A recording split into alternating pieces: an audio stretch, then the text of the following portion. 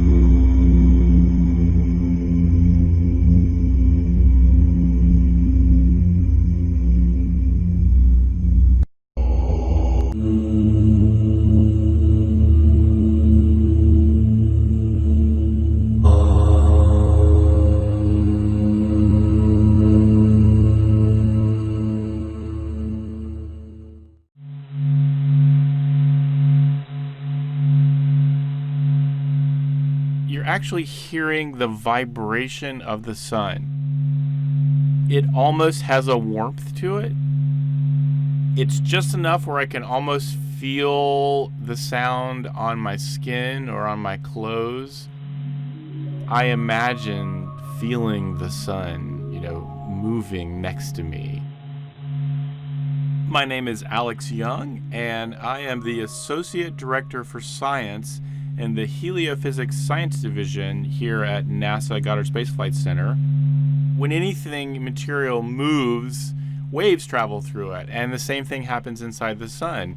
And these waves are traveling, bouncing around inside the sun, and if your eyes were sensitive enough, you'd actually could see this jiggle. But what scientists have done is they've taken that jiggle and turned it into sound, into a sound that we can hear with our own ears. The sun is vibrating at lots of different frequencies, and one of the things that's pretty cool about that is we can use those vibrations in the sun to look inside the sun. We don't have straightforward ways to look inside the sun. I mean, we don't have a microscope to zoom inside the sun. So using a star or the sun's natural vibrations allows us to see inside of it. And we can see huge rivers of solar material flowing around. We are finally starting to understand the layers of the sun and the complexity. It's really cool because all of this complex motions inside the sun are in fact what generates magnetic fields inside the sun. And those magnetic fields float up to the surface and give us sunspots. And those sunspots give us solar flares and coronal mass ejections, this whole thing we call space weather. So all of these things are connected.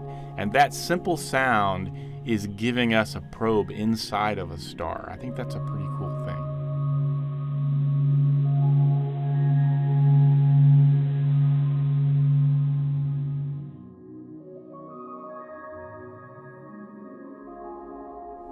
The dynamic imagery and sounds of the sun are on display at the NASA Goddard Visitor Center in Greenbelt, Maryland.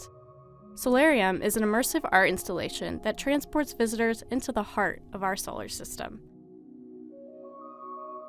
This story was produced right here at Goddard by Katie Atkinson and Michaela Sosby. The sounds you heard in this piece were sonified by the Stanford Experimental Physics Lab. The data comes from the Solar and Heliospheric Observatory, a collaboration between the European Space Agency and NASA.